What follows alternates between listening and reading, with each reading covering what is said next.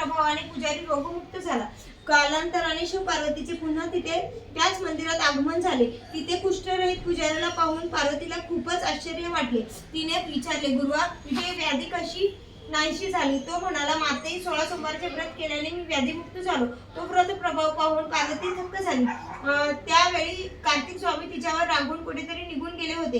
तो परत यावा म्हणून पार्वतीने संकल्पपूर्वक ते व्रत केले। त्यामुळे कार्तिक स्वामीचे राग शांत झाले। त्याचे मत परिवर्तन होऊन तो आईला भेटवयास आला।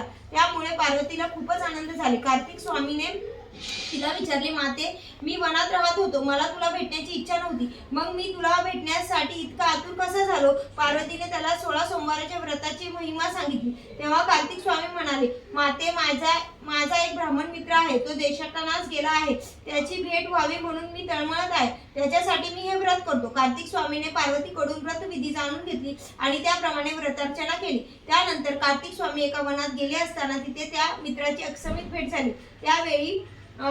त्यावेळी ब्राह्मण मित्र कार्तिकेला विचारले, हे शिवपुत्र, आपल्या दोघांची भेट होईल याची मला आशाच नव्हती, मग हे कसे शक्य झाले? कार्तिक स्वामीने त्याला 16 सोमवाराचे व्रत अनुष्ठानाची माहिती सांगितली। तो ब्राह्मण मित्र अविवाहित होता, त्याने त्याचे लग्न व्हावे म्हणून मनोभावे 16 सोमवाराचे व्रत केले। व्रत समाप्ती झाल्यानंतर तो पुन्हा प्रवासाला निघाला। फिरता फिरता तो एका नगरात आला। त्या दिवशी तेथील राजकन्याचे स्वयंवर होते। नगर सुशोभित करण्यात आले होते। भव्य विवाह मंडपात देशोदेशीचे राजकुमार जमले होते। तो सोहळा पाहण्यासाठी हा ब्राह्मणही तिथे गेला होता। मुहूर्त जवळ येताच वधू वेशातील सुंदर राजकन्या मंडपात प्रवेशली। राजाने शृंगारलेल्या हत्तीच्या सोंडात वरमाळा दिली आणि ही हत्ती ज्याच्या गळ्यात वरमाळा घालेल त्याच्याशी राजकन्याचे विवाह लावण्यात येईल असं पण घोषित केले। हत्ती वरमाळा घेऊन सभा मंडपात फिरली, मग लोकांच्या गर्दीत प्रवेशली। तेथे या ब्राह्मणाच्या गळ्यात माळा घातली। राजाने आपल्या कन्येच्या अपार संपत्ती दिली। एके दिवशी ती दोघे एकांतात असताना राजकन्याने पतीला विचारले, प्राणनाथ, आपण सातत्याने देशभ्रमण करीत होता, मग तुम्हाला कोणत्या पुण्याने माझी प्राप्ती झाली? ब्राह्मणाने तिला 16 सोमवाराचे व्रत अनुष्ठानाचे प्रताप सांगितले। राजकन्येला मोठे नवल वाटले। त्या व्रताची प्रचिती घेण्यासाठी तिने ही पुत्र प्राप्तीचा हेतू मनात धरून 16 सोमवाराचे व्रत केले। तिला अत्यंत तेजस्वी व सद्गुणी पुत्र झाला। मोठा झाल्यावर त्याने मातेला विचारले, आई, तुला माझ्यासारखा सर्वगुण संपन्न पुत्र झाला, याचे काय कारण आहे? ती म्हणाली, बाळा, तू आमच्यासाठी शिवाचा वरप्रसाद आहे। तिच्या मुखातून सर्व पूर्ववृत्त ऐकून त्या ब्राह्मण पुत्राने राज्यप्राप्तीची इच्छा धरून हे व्रत प्रारंभ केले। त्यानंतर तो देशाटनास निघून गेला। मार्गामध्ये व्रतार्चना चालली होती। फिरता फिरता तो एका नगरात आला। तेथील राजा वृद्ध होता, त्याला मांडले होते। ती मौज पाहण्यासाठी हा ब्राह्मण पुत्र तेथे गेला होता। त्याचे राजभिंड रूप आणि मुखश्चर्यावर झळकणारं ज्ञान तेज पाहून राजकन्याने त्यालाच वरमाळा घातली। राजाने त्या दोघांचे विवाह लावून दिले। ब्राह्मण पुत्राला राज्याभिषेक केला आणि तो स्वतः तपस्याला निघून गेला। ब्राह्मण पुत्र शिवकृपेने व्रत पूर्ण होण्याच्या आतच राज्यपद प्राप्त झाले। त्याने व्रत पूर्ण केले। 17व्या सोमवारी त्याला व्रताचे उद्यापन करायचे होते। त्या दिवशी तो शिवालयात गेला।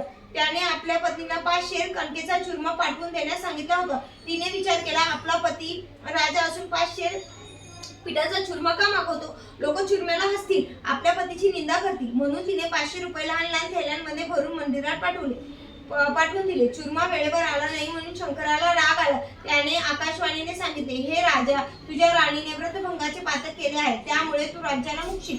तू तुझ्या पत्नीला घालवून दे, अन्यथा सर्वनाश होईल। राजाने प्रधानाशी विचारविमर्श केले। प्रधान म्हणाले, महाराज, जिच्या पितेने तुम्हाला राजवैभव दिले त्या राणीचा तुम्ही त्याग केला तर कृतज्ञता म्हणून तुमची मोठी अपकीर्ती होईल। तेव्हा पुन्हा आकाशवाणी झाली, राजा, पत्नीला घरात ठेवशील तर तुझाही नाश होईल। राजा प्रधानाला म्हणाला, देवाची आज्ञा अमान्य करणे अयोग्य आहे।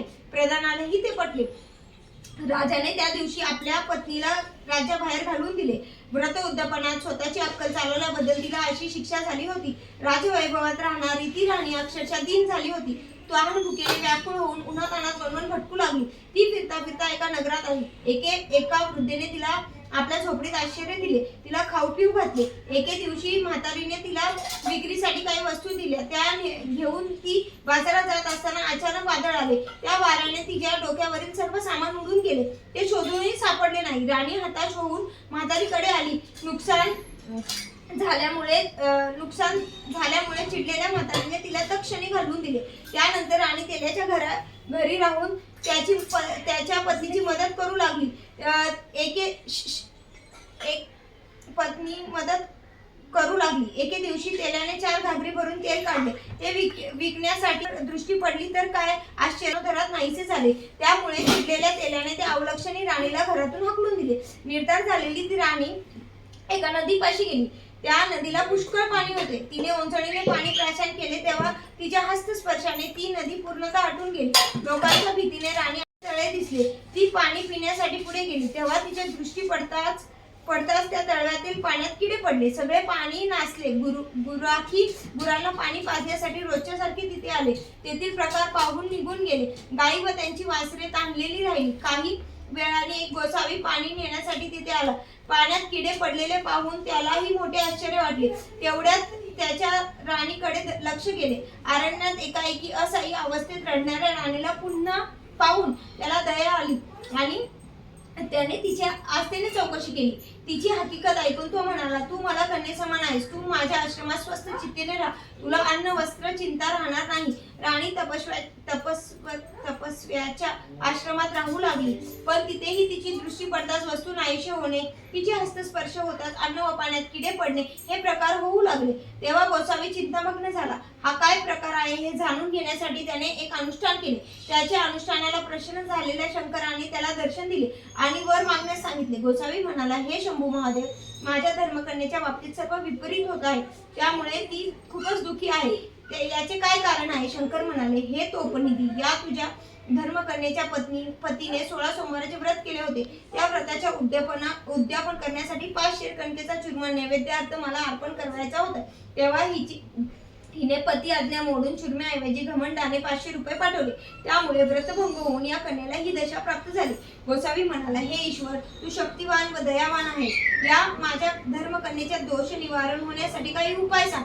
शंकर म्हणाले, तू हिच्याकडून 16 सोमवाराचे व्रत यतविधी करून घे. त्या योगी दोष निवारण होऊन हिला पुन्हा पती सौख्य व राज ऐश्वर्य प्राप्त होईल. त्याप्रमाणे त्याने आपल्या धर्मकन्येकडून राणीकडून व्रत अर्चना करून घेतली. त्याच्या पुण्य प्रभावाने ती दोषमुक्त झाली. ईश्वर कोप नाहीसा होतात. राणीच्या पतीच्या मनात तिला भेटण्याची तीव्र इच्छा उत्पन्न झाली. त्याने तिला शोधण्यासाठी देशोदेशी दूत धाडले. त्यापैकी काही हेराने राणीला गोसाव्याच्या आश्रमात पाहिले. हे वृत्त कळताच राजाला परमानंद झाला. त्याने प्रधानाशी विचारविमर्श केले. मग तो प्रधानासह गोसाव्याच्या आश्रमात गेला. त्याला वंदन करून त्याचे वस्त्र अलंकारादिकांनी पूजन केले. आधीचे वृत्त सांगून राणीला माझ्या समेत पाठवा अशी विनंती केली.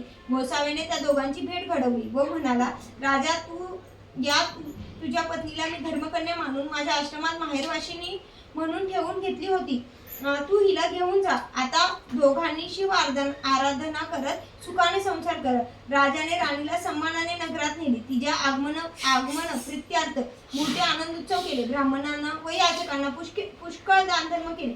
त्यानंतर ती दोघांनी सुखाने कालक्रमण करू लागली. 16 सोमवार व्रत करता संपूर्ण. शिवस्तुती.